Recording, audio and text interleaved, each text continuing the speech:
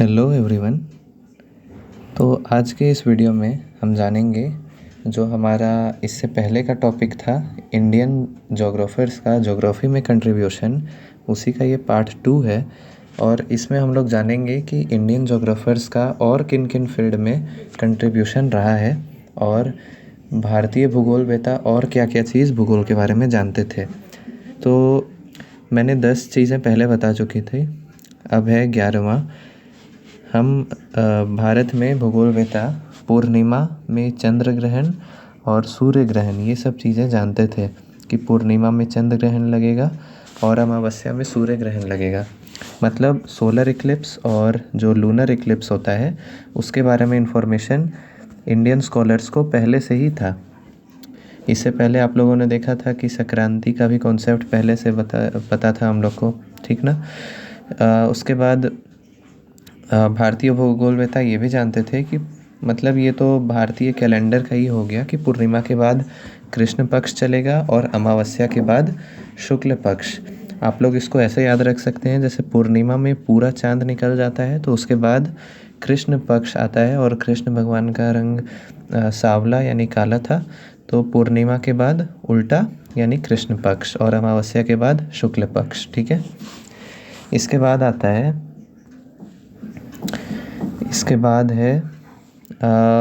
जो चंद्रमा होता है लूनर मंथ। एक लूनर मंथ में 29.5 डेज़ होता है और 12 लूनर मंथ में 1 लूनर ईयर होता है जिसमें 354 डेज़ होते हैं। ये भारतीय भूगोलवेत्ता बताए थे। और एक सोलर ईयर में 365 दिन 4 घंटे होते हैं, ये पता था। और अभी भी हम लोग साल को 365 दिन ही मानते हैं, ठीक ना। और जो हमारा लीप ईयर होता है उसमें 4 घंटा ऐड होते जाता है, तो फरवरी में जाके वो एक दिन ऐड हो जाता है, 29 फरवरी, है ना। तो ये सारी चीज़ें जो हैं वो भारतीय भूगोलवेत्ता को पहले से पता थी। 13 नंबर है ग्रहण की जानकारी। तो जो वारामिहिर जी थे उन्होंने बताया था कि ग्रहण कैसे हमारे लाइफ को अफेक्ट करता है। तो उनके अकॉर्डिंग अगर मंथ में 2 बार ग्रहण आ गया तो ये बैड साइन है, अगर अप्रैल में आ गया तो वो अच्छा साइन है, और अगर मार्च से जून के बीच में आया तब भी बुरा साइन है, और अगर दिसंबर के टाइम में कोई भी ग्रहण लग गया, चाहे वो चंद्र ग्रहण हो या सूर्य ग्रहण हो, तब उसमें सूखे की स्थिति बन सकती है। ये मानते थे वारामिहिर जी ने, ऐसा बताया था। और उन्होंने ऐसा देखा होगा कि अक्सर ऐसा होता है कि अगर एक मंथ में 2 बार ग्रहण हो रहा है तो वो बुरा साइन हो रहा है, कुछ हुआ होगा उस समय। अब उस समय के भूगोलवेत्ता तो काफ़ी ज्ञानी थे, तो कुछ सोच समझ के ही बोले होंगे। अप्रैल में गुड साइन, मार्च में बैड, मार्च और जून में और दिसंबर में सूखा आ जाएगा, ड्राउट, ये बोलते थे। नेक्स्ट आता है ऋतु। ठीक है, नेक्स्ट है ऋतु। सीजन्स के बारे में भी इंडियन जोग्राफर्स को पता था कि कौन से सीज़न हैं। तो सीजन्स को ऐसे बांटा गया था: बसंत, ग्रीष्म, वर्षा, शरद, हेमंत और शिशिर। बसंत यानी कि स्प्रिंग सीज़न मार्च से अप्रैल तक का टाइम। समर सीज़न जो है वो मई से जून का टाइम। रेनी सीज़न जुलाई से अगस्त। ऑटम सीज़न जो है वो सितंबर से अक्टूबर। विंटर यानी हेमंत नवंबर से दिसंबर। और जब बहुत ज़्यादा ठंड पड़ती है शिशिर, तो वो दिसंबर से जनवरी। ठीक है, इस प्रकार से सीजन्स का डिवीज़न हुआ था।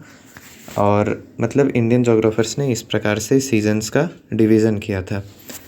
ठीक है, अब ये जो सीजन्स का डिवीज़न है ये सारा स्प्रिंग ऑटम, मतलब spring, summer, rainy season, autumn season, winter season और टू कोल्ड, ये अभी भी चल रहा है।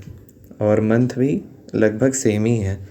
ग्लोबल वार्मिंग के कारण मंथ्स इधर उधर हो रहे हैं, पर ऐसा ही होता था। ठीक है, आगे बढ़ते हैं। 14 हो गया। अब है 15वां। इसमें है कि इंडियंस भारतीय भूगोलवेत्ता मानते थे कि बीच में पामीर का नॉट है, मतलब सेंट्रल प्लेस जो मानते थे वो पामीर का नॉट मानते थे। ठीक है, और ये पामीर के नॉट के अपर साइड में मानते थे कि वहाँ पे जो वाटर है वो मिल्की वाटर है और साउथ में जो है वो सॉल्टी वाटर है। मतलब ऐसा कॉन्सेप्ट वो लोग मानते थे कि पामीर नॉर्थ सेंटर पे है और जिसके नॉर्थ में मिल्की वाटर है और साउथ में सॉल्टी वाटर है। मतलब नॉर्थ साइड में जो नदियाँ बहती थी उसमें मीठा पानी आता होगा तो इसलिए उसको मिल्की वाटर बोले थे, और साउथ में सॉल्टी वाटर। ठीक है। और दूसरा आता है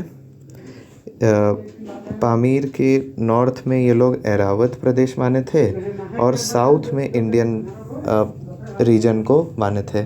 मतलब हम लोग का लोकेशन जो है इंडियन जोग्राफर्स के अकॉर्डिंग वो कहाँ है, तो पामीर नॉर्थ के साउथ में है। इंडियन जोग्राफर्स ने ऐसा बताया था। ठीक है। इसके बाद आता है पामीर को पृथ्वी का केंद्र जो नॉर्थ पोल में है एंड इक्वेटर में नर्क है। ये वाला कॉन्सेप्ट वो लोग माने थे। मतलब पामीर को पृथ्वी का केंद्र माने थे और इक्वेटर में नर्क है क्योंकि वहाँ कोई नहीं रह सकता, ये माने थे। और ये बात सही भी है। इक्वेटर वाला जो रीजन होता है वहाँ पे काफ़ी गर्मी होती है, हमेशा बरसात होते रहता है, तो वहाँ पे रहना सही में पॉसिबल भी नहीं है। तो वहाँ पे अभी भी बहुत कम ही पॉपुलेशन रहता है, ना के बराबर। ठीक है। तो ये वाला बात तो सही है। और पामीर को पृथ्वी का सेंटर मानना जो कि नॉर्थ पोल में है ये गलत है, लेकिन वो लोग ऐसा मानते थे। ठीक है। अब इसके बाद आता है डायरेक्शंस का भी इंडियन जोग्राफर्स को काफ़ी ज्ञान था। कौन सा डायरेक्शन में कौन से भगवान हैं इसका बताए थे वो लोग। तो 8 डायरेक्शन तो हम लोग को पता ही है, ईस्ट वेस्ट नॉर्थ साउथ। एक होता है टॉप का जिसको जेनिथ बोलते हैं और एक बॉटम का होता है जिसको नाडिर बोलते हैं। सारे डायरेक्शंस पे इंडियन जोग्राफर्स ने भगवान को दर्शाया था।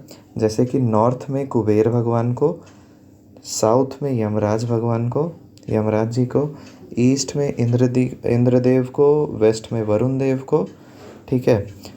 ईस्ट वेस्ट नॉर्थ साउथ हो गया। अब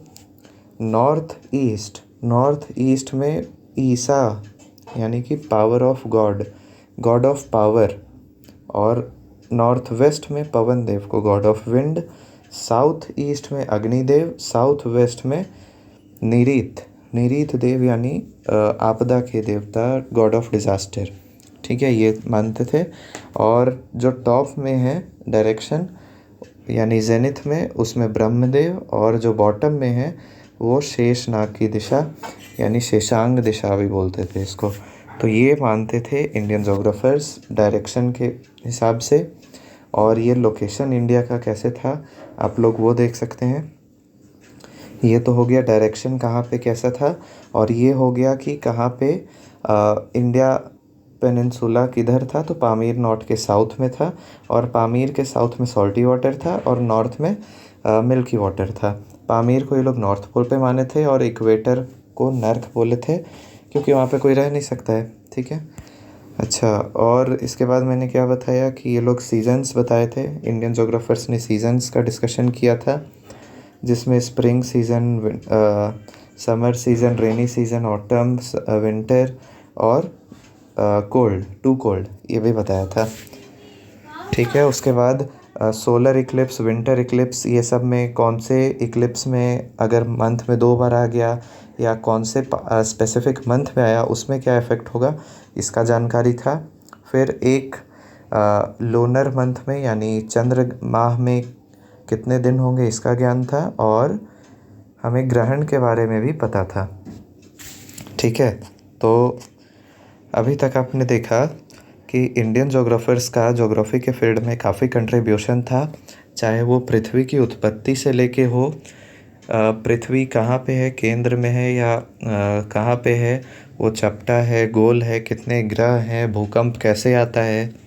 ठीक है। पृथ्वी कैसे बनी है, भूकंप क्या होता है, फिर एक चंद्र माह कितना होता है, एक सौर्य माह कितना होता है। इसके साथ साथ अलग अलग मौसमी दशाएं जिसमें अलग अलग ऋतु, फिर अलग अलग दिशा के साथ साथ लोकेशन, सबका ज्ञान था भारतीय विद्वानों को। तो इतनी सारी चीज़ें भारतीय विद्वानों ने भूगोल के क्षेत्र में दिया था। तो ये था आज का वीडियो। आई होप आपको समझ में आया होगा। Thank you.